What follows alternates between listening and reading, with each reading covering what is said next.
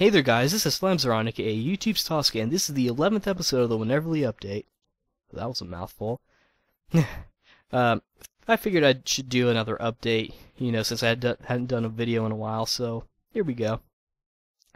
And also I apologize in advance if I cough a lot. I have a little bit of some allergy problems. To start things off, I ordered the Orphan DVD set from Amazon, and it came like 2 weeks ago, and I watched it with Transangel and Orphan. And then Orphan and I watched it last weekend. We're on disc 3 of the first season, so we're almost done with the first season because both seasons are on 4 discs. But yeah, I'm glad I got it. It was a good purchase. And speaking of anime, on Dragon Ball Kai, we're like 1 episode away from seeing Trunks, which I'm pretty excited for. I think that's pretty cool. Let me just adjust my mic a little. Okay, I'm excited about that, and that's gonna be fun to look forward to. I heard that Takeshi Kuzawa confirmed his role, so he's gonna be voicing Trunks again. The one thing that's sort of been pissing me off about Dragon Ball Kai though is that it seems to space out like what happens like this week's episode, this week's episode was like them just waiting 1 year and for the Dragon Balls to come back, for the Dragon Balls to work again, and then they could wish Goku back, and then they learn that he's alive. And it's like, do you really need a full episode to talk about that? Apparently they do. Though I think the next episode is when Trunks is going to appear, though the preview for that doesn't really support that. It seems like, because it didn't have anything of Trunks, not even Trunks talking at all. Yeah, sorry. Also, I saw a new anime. It's that a friend of mine mentioned to me. It's called Koihime Muzo, which I believe translates to Warrior Princess. Sorry, like I said, I had those allergy problems. I had a friend during lunch who was talking about an anime. He's really into the whole Chinese thing, Dynasty Wars and Romance of the Three Kingdoms, which is basically what this anime is. It's an all-girls cast version of Romance of the Three Kingdoms, though it seems as though they didn't really make any attempt to match up the characters' personality. The only connection between their historical versions is like their weapons, I think. But it's a good anime. What happened was my friend told me about it, and he couldn't remember the name, so he looked it up when he got home, and then the next day he brought me a piece of paper with the name on it. And I sort of forgot about it afterwards, but then I was on Crunchyroll just looking around, and I saw a picture of a pink-haired girl, and it had the name under it. It's like, huh. Sorry. It mentioned the name. Is like, oh, I remember that. That's what Lewis told me. Sorry, I kind of had to get that one cough out. Anyway, and so I watched the episode thinking that it was like, I don't know, Crunchyroll had just gotten it or something or whatever. And then I learned that it wasn't the first season. There was another season that came before it, and that kind of made sense because when I watched the episode, it kind of felt weird.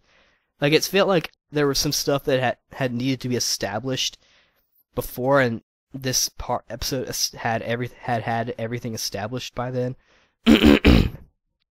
So I looked up the season before, and I watched that, and then I went on Wikipedia to learn that there was another season before it. There were 3 seasons, so I had to go all the way back to the first one and watch it. And this aired like back in 2008, so it's it's a little old, not too much. I finished the first season, and I'm on the second one. I'm on episode 5. It's a pretty good anime, I must say. The first season is so far the best that I've seen, but sorry. It's a pretty good anime if you guys are into, Chinese history, or you just like to see a bunch of girls traveling with spears and swords and whatnot. And this is the anime for you. Just go check it out.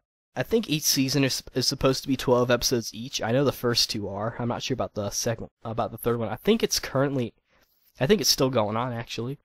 But yeah. Kind of shifting gears to games. I'm growing a little impatient about Tales of Graces.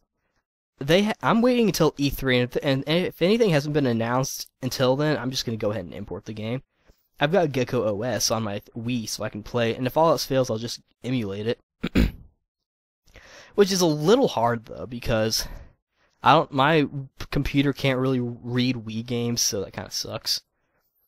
I also found this cool little nifty thing on PlayAsia where it was a little thing where you can plug it into your computer and you can use a Wii Classic controller on your computer, and I think that's kind of cool. That would actually be pretty useful because the layout of the Classic controller is actually pretty useful. And then imagine if you had a Classic controller Pro, that would be something. Sorry. I also recently played an MMO called Fantasy Earth Zero, which is made by Square Enix, and I'll give you guys my thoughts on that some other time. I also finally stopped playing Demon Souls religiously. I had been playing it religiously, then I finally stopped, though I did play it a little bit while Orphan was over, because we were kind of waiting for Trans Angel to come over, but then Orphan was like, we're just going to go ahead and watch it. It's like, okay.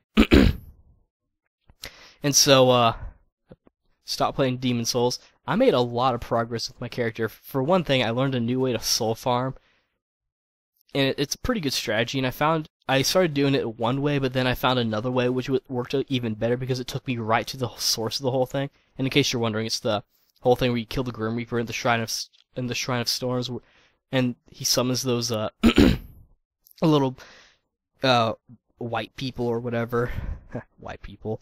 Anyway, and then after you kill the Grim Reaper, all the people he summoned die.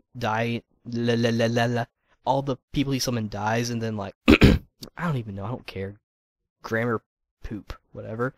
And anyway, like they get defeated, and that gets you like 4,000 souls, and you can get a lot of souls pretty quickly. Like I got like 6,000 souls in like 6 minutes, and I got like 100,000 souls, which got my guy really strong. I'm trying to get all of his stats to level 20, and I've done pretty good. I've done pretty well, I should say. I have like 3 more: his dexterity, faith, I think, and then his luck. And so I'm gonna bring those up. Sorry. Okay, there we go.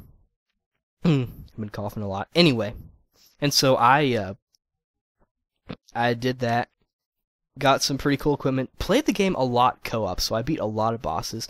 This is sort of the game. Demon Souls is kind of the game where, if you play it with co-op, you'll do really well, because the people you're playing with, 9 times out of 10, they'll know what they're doing, and you'll just have to back them up, and you get souls for every kill they get as well, so you'll get, like, a good bit of souls afterwards.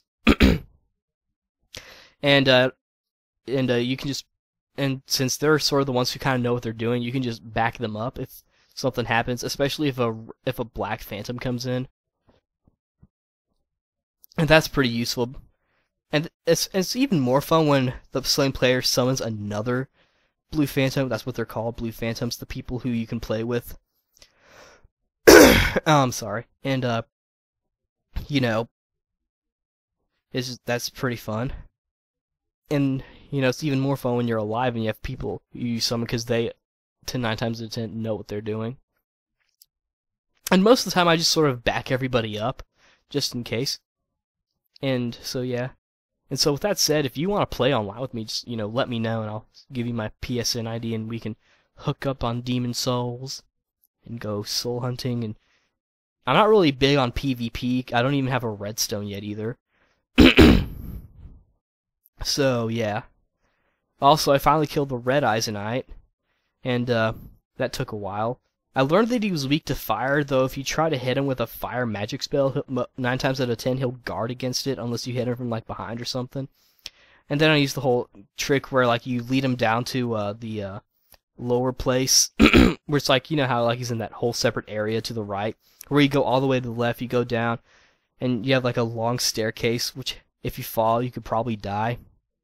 And you lead him into like barrels, and you get close to him and he tries to attack you, but then he ends up slipping and falling, and then he dies, and that's pretty useful. And then of course I learned that the guy after that is even tougher. It's the friggin' king, and he's so tough that when you run away from him, he'll just walk towards you. He's like, I'm a badass. I don't even need to put